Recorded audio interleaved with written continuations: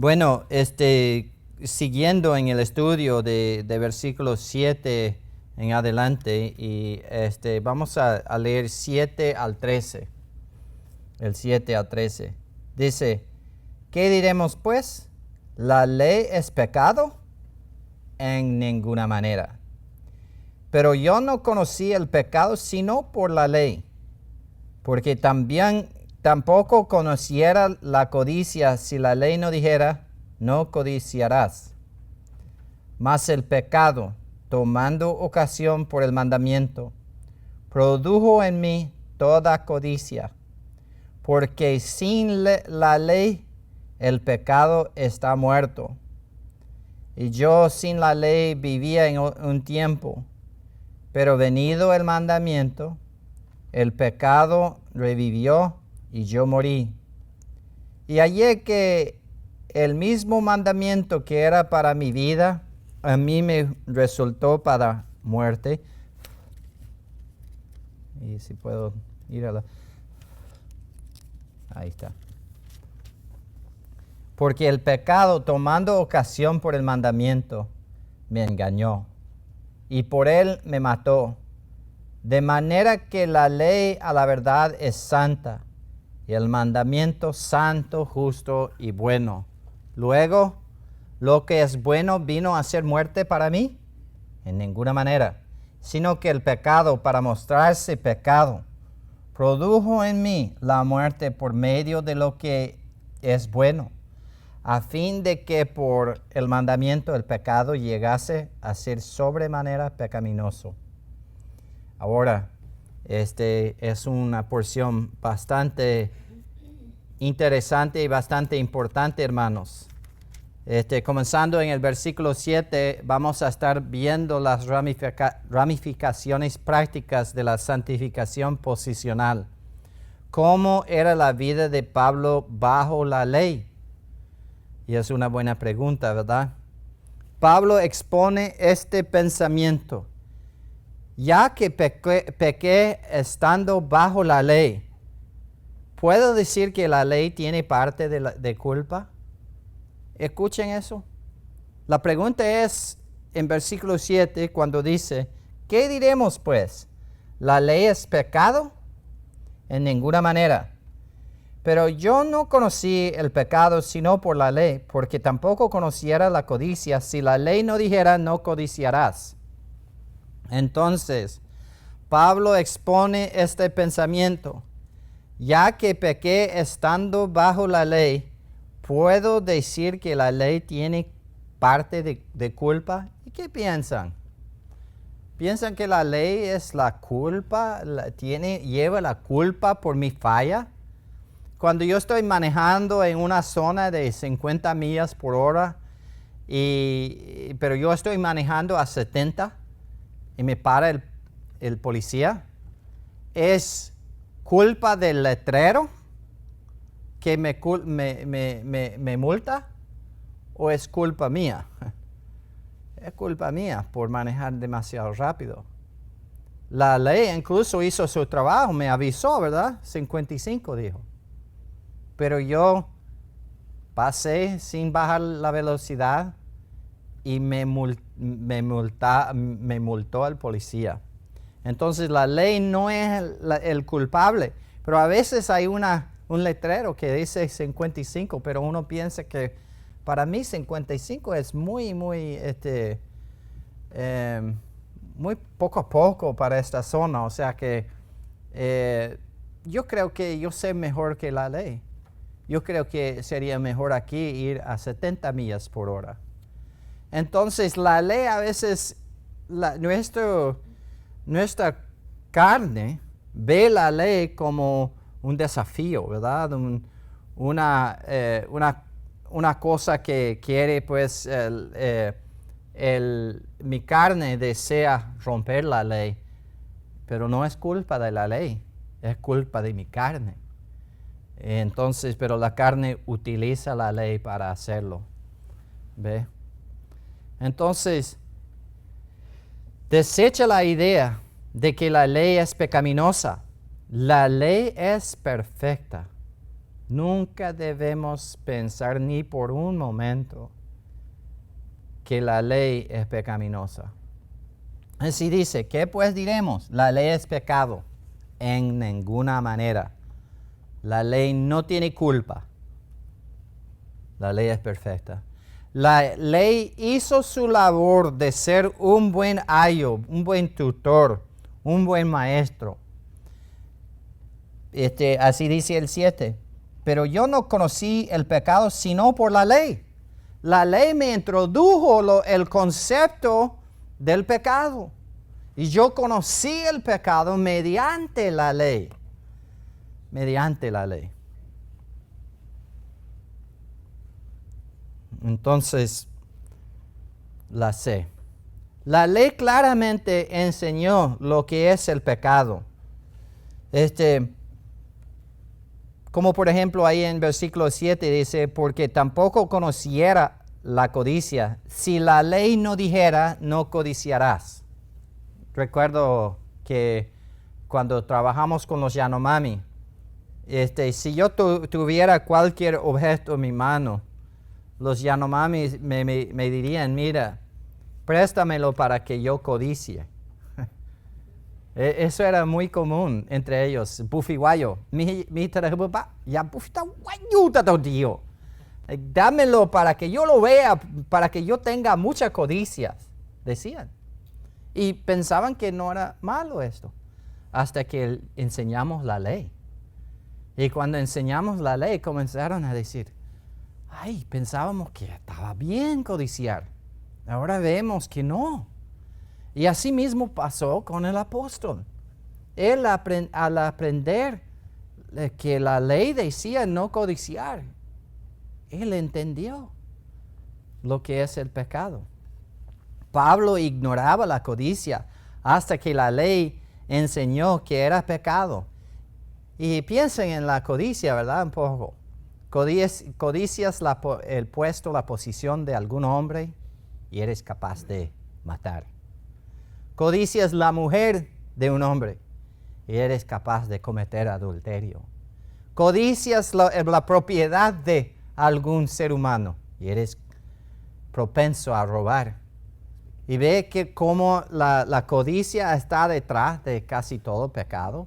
A veces decimos que el orgullo es, pero creo que es codicia.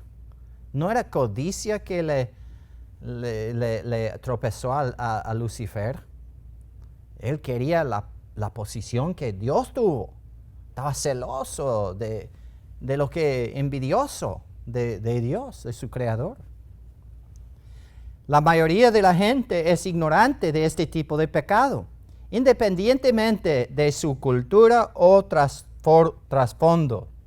Dios dio la ley para mostrar a cada persona el pecado, ponerlo como sobre un letrero, pues, para mostrarnos lo que es definitivamente pecado. Ahora, versículos 8 y 9. Entonces la ley no tiene culpa por mi pecado. Pero 8 dice, mas el pecado, tomando ocasión por el mandamiento, produjo en mí toda codicia, porque sin la ley el pecado es muerto. Y yo sin la ley vivía en un tiempo, pero venido el mandamiento, el pecado revivió y yo morí. Mas el pecado que mora en nosotros, tomando ocasión por el mandamiento.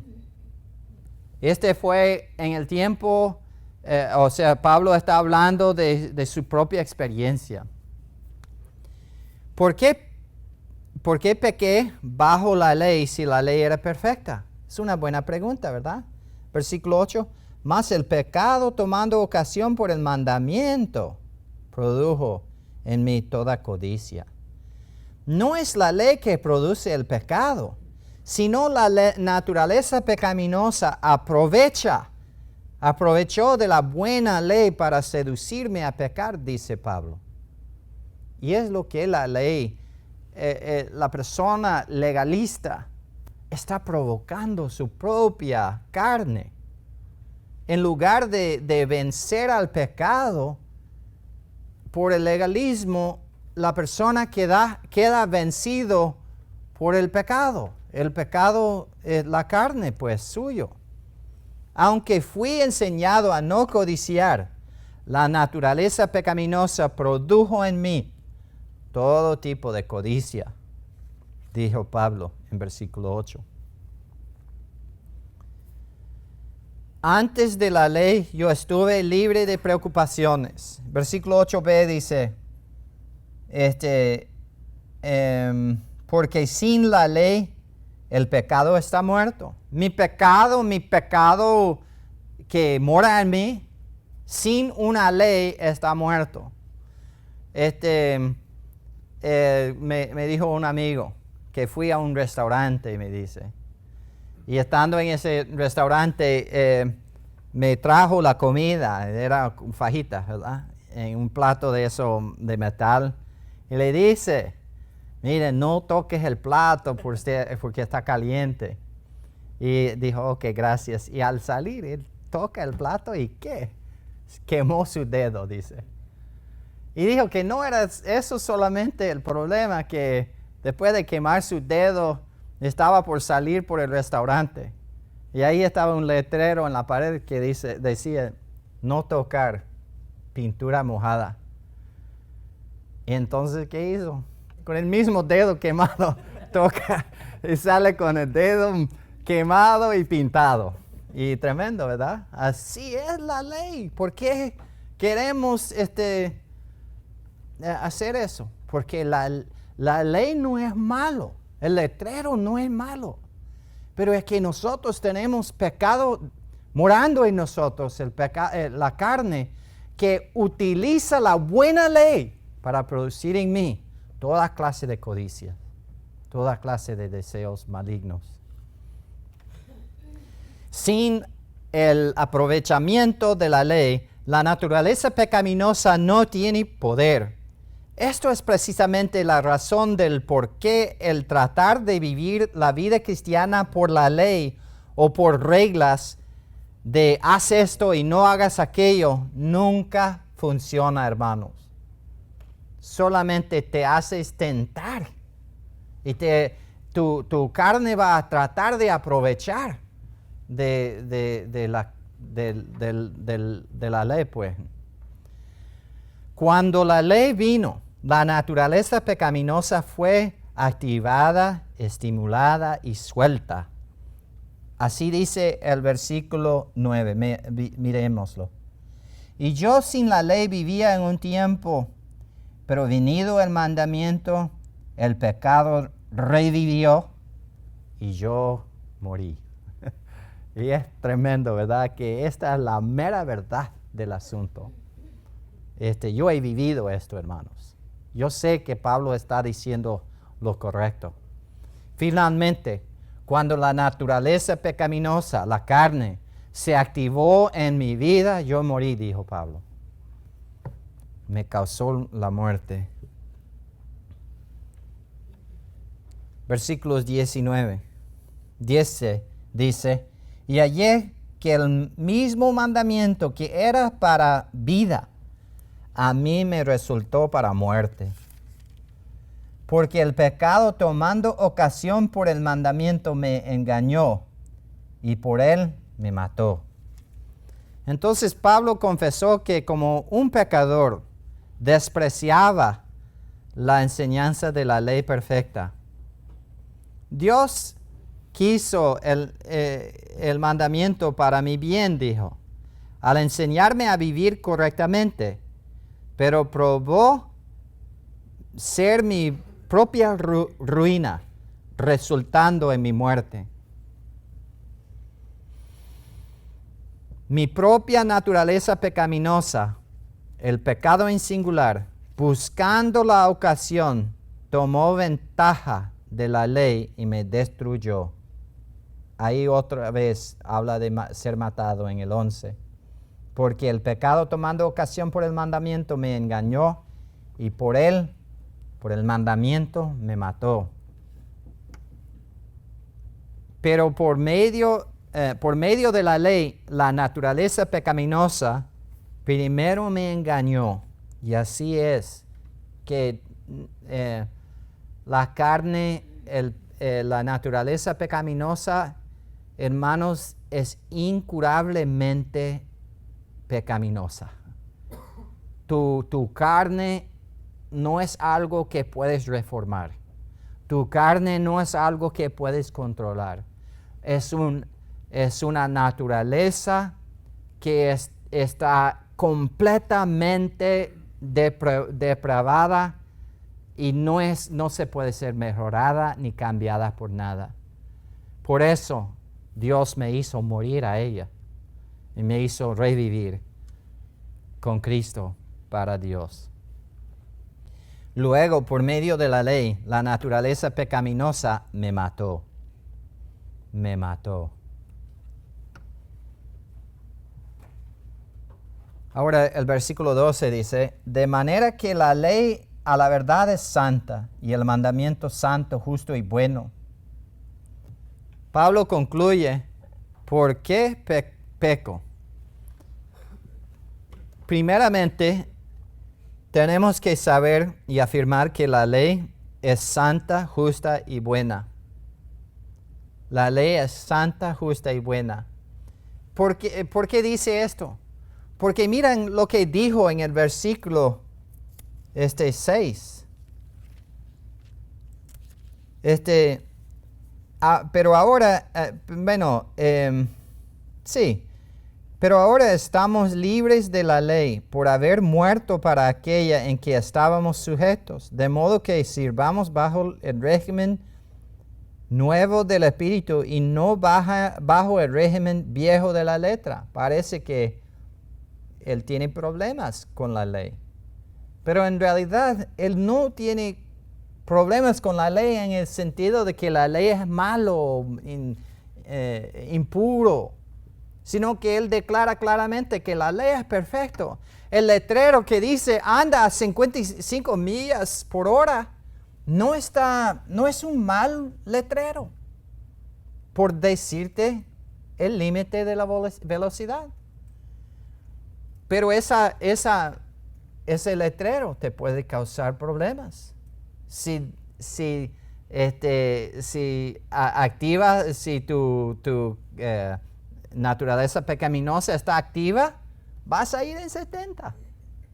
Y esa ley que era hecha para tu bien y para tu cuidado y para el bien de la sociedad, te viene a hacer tropiezo. Pero no porque era malo el letrero, sino porque tú tienes un mal carne, una mala naturaleza pecaminosa que tomó ventaja de la buena ley y te produjo problemas, multas. Entonces, ¿causó algo bueno mi muerte? Sí y no. Sí. Versículo 13. Luego lo que es bueno vino a ser muerte para mí en ninguna manera. Sino, pero hay algo bueno que sale de esto. Sino que el pecado, para mostrarse pecado, produjo en mí la muerte por medio de lo que es bueno, a fin de que por el mandamiento el pecado llegase a ser sobremanera pecaminoso. Entonces, entonces causó algo bueno mi muerte? No, la ley no causó mi muerte. Desecha esta idea. ¿Qué causó mi muerte? Lo que causó mi muerte fue mi naturaleza pecaminosa, tomando provecho de la buena ley de Dios. Esa es lo que causó mi muerte. La ley es buena, es santa, pero tengo algo que lo toma por lo malo, lo toma para hacer lo malo. La ley es buena, santa y justa y nunca debe ser culpada cuando escojo pecar. Mi naturaleza pecaminosa, que se aprovecha de la buena y perfecta ley, tiene la culpa de mi pecaminosidad. Esto no quiere decir que ya no soy responsable de mis actos. sino que muestra de dónde el pecado aprovecha o proviene en mí. Ahora, tenemos que mirar este versículo muy de cerca para ver el argumento. Pero miren ahí después de cuando él dice en ninguna manera. Sino que el pecado, ¿y cuál es el pecado? La naturaleza pecaminosa. Sino que la naturaleza pecaminosa, para mostrarse pecado, para mostrarse pecaminoso, para mostrarse como el vil pecador que es, produjo en mí la muerte por medio de lo que es bueno. Y imagínense, esto es lo que la carne hace. La carne toma algo puro como la palabra de Dios, la ley de Dios, y utiliza la buena ley de Dios para destruirme. Esto demuestra, hermanos, que la naturaleza pecaminosa nuestra es sumamente malo. Malo más allá que casi cualquier otra cosa en el mundo. Quizás Satanás es un poco más peor que mi naturaleza pecaminosa. Quizás. No sé. A veces yo creo que no es así. Sí, es lo mismo. Entonces, pero demuestra este hecho de que nuestra carne utiliza la palabra de Dios para producir en mí pecado. Demuestra que no debo jugar con la carne para nada. No debo vivir ni un momento según la carne como creyente. ¿Por qué? Porque si yo vivo según la carne, debo de morir. Romanos 8, versículo 13, hermanos. Porque si vivís conforme a la carne, moriréis.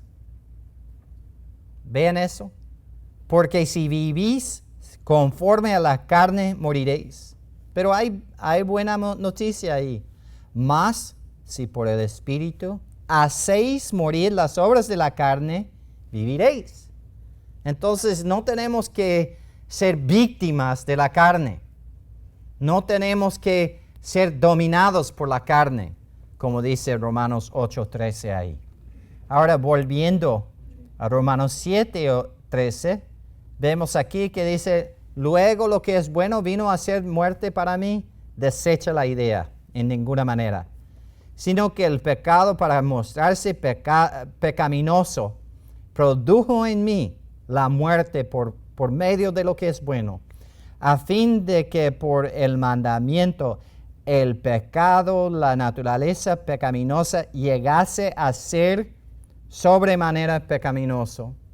O sea que por medio de esta acción, la audacia de nuestra carne, de utilizar la ley de Dios para producir mi muerte, demuestra la suma pecaminosidad de nuestra carne.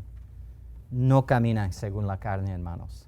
No caminan de acuerdo a la carne, porque si lo hacen, van a ser destruidos.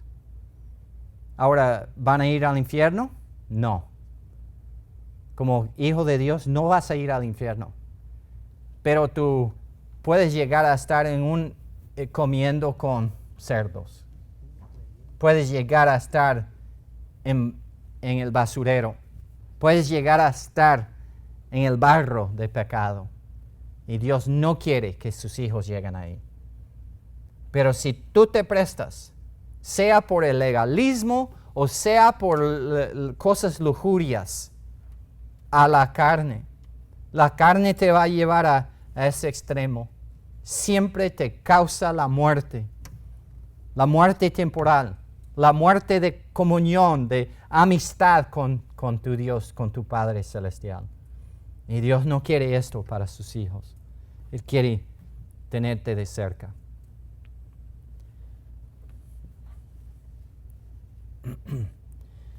¿Cómo usa Dios este abuso de la ley por la naturaleza pecaminosa y mi posterior fracaso? ¿Cómo lo utiliza? Dios usa esto para mostrarnos el desesperado carácter de nuestra naturaleza pecaminosa.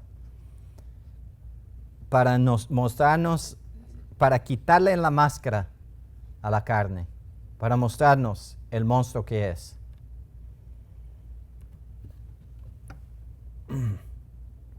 La naturaleza de pecado es tan incurablemente pecaminosa que tuvo la audacia de producir mi muerte mediante algo tan bonito y santo como la ley de Dios.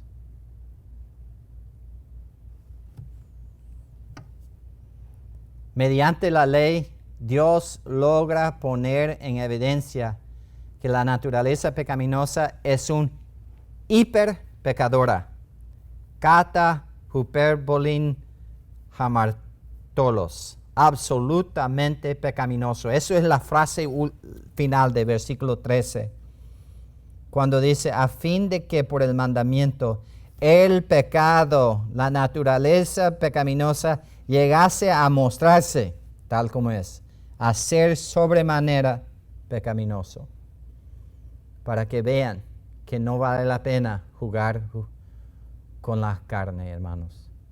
Ni debemos, hermanos, vivir según la carne ni por un momento. ¿Y qué provisión tenemos para no tener que vivir según la carne? Saben que la provisión que tenemos es que hemos muerto a ella, a la carne, juntamente con Cristo. Y hemos revivido para la gloria y honra de Dios. Presentamos esto a Dios como los que están muertos al pecado y vivos para Dios. Esa es la provisión divina. Volviendo a donde comenzó todo para nosotros. Volviendo a la cruz. Volviendo a la cruz. Eso es lo que quiere decir la Biblia. Toma tu cruz. ¿Cuál es tu cruz? Pablo dijo que su cruz era la cruz de Cristo. No es que tomamos no es que yo tengo esa mujer y ella es tan problemática, ella es mi cruz. No, tu cruz es la cruz del Calvario. Ahí moriste juntamente con Cristo. Niégase a ti mismo. Deja de caminar según el yo y seguirle a Él, mirando hacia Cristo. Esto es lo que quiere decir, toma tu cruz. No es que tienes que esforzar, ay, la vida es tan miserable y miserable de mí porque cargo esta cruz. Toma la cruz porque ahí está tu victoria. La cruz es donde tú moriste juntamente con Cristo. Comenzaste la vida cristiana ahí, quédate ahí como un pájaro dando vueltas. Atado a la cruz, hermanos. No se suelten. Vamos a 1 Corintios, capítulo 1. 1 Corintios 1. Hermanos, versículo 17. Pues no me envió Cristo a bautizar, sino a predicar el Evangelio. Y demuestra que el bautismo es uno y el Evangelio es otro. Incluso, ¿quiénes son los que debemos de bautizar según Jesús? Los discípulos. ¿Qué dijo? Id al mundo y hacer discípulos de todas las naciones. ¿Y qué hacemos con el discípulo? Bautizándolos al discípulo y enseñándolos. El bautismo es para el que ya es hijo de Dios, para mostrar tal y cual como es. Ahora aquí, Cristo no me envió a bautizar, sino a predicar el Evangelio, no con sabiduría de palabras, sino para que no se haga en vana la cruz de Cristo. Y mira en el 18. Porque la palabra de la cruz es locura a los que se pierden, pero a los que se salvan. ¿Cuál fase de la salvación? ¿De cuál fase de la salvación está hablando aquí en versículo 18? Leámoslo otra vez. Porque la palabra de la cruz es locura a los que se pierdan, pero a los que se salvan, ¿qué tiempo de salvación es? Tiempo presente. ¿Está hablando de qué? ¿De la justificación o de la santificación? Santificación. Entonces, la cruz no es solamente para mi justificación, también para mi santificación. Por eso se salvan, dice. ¿Y qué es? Para nosotros es poder de Dios. La cruz para nosotros es el poder de Dios. No se alejan de la cruz. Cuéntense, muertos, co-crucificado. Con Cristo estoy juntamente crucificado. Y cuéntense, resucitados de entre los muertos, juntamente con Cristo. Vivos para Dios. Y con esto como un hecho en tu caminar, presenta tu cuerpo. Porque ¿qué está buscando Dios de nosotros? Carlos lo dijo antes, ¿verdad? El hermano Carlos. Pero en realidad, ¿qué está buscando de nosotros? ¿Está buscando nuestros talentos?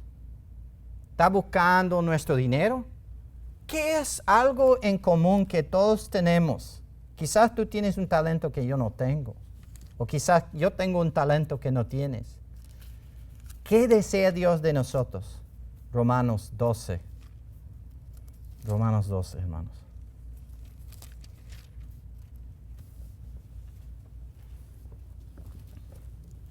Versículo 1.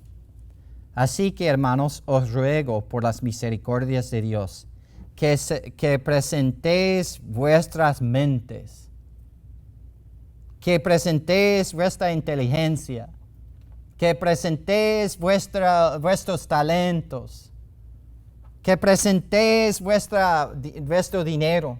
¿Qué dice, hermanos? Cuerpo. Y todos ustedes tienen uno. Quizás algunos de ustedes tienen un buen cuerpo que darle, pero todos tenemos un cuerpo. Y si yo presento este cuerpo como sacrificio vivo a Él, estoy diciendo, heme aquí, tu siervo. Y una persona presentada de esta forma, basada en las misericordias de Dios que Él nos explica en capítulo 6 al 8, basado en el hecho de que yo estoy muerto al pecado y vivo para Dios, si presento este estuche, este guante, mi vida a Él, mi cuerpo, Él lo va a utilizar en maneras tremendas. Quizás va a hacer contigo lo que hizo con Noé. Va a hacer a construir algo para salvar al mundo. ¿Qué les parece? ¿Quién sabe lo que Dios puede hacer con un hombre presentado de esa forma, o una mujer presentada de esa forma? Que seas así, porque Dios quiere utilizar tu vida para bien y para su gloria. Oremos. Padre, te damos gracias, Señor, por esta porción de las Escrituras, y queremos, Padre, que tú la apliques a nuestras vidas. Nos presentamos delante de ti, Señor, como sacrificios vivos, Padre. El cuerpo que tenemos, seas honrado y glorificado a través de tus siervos. En el nombre de Jesucristo. Amén.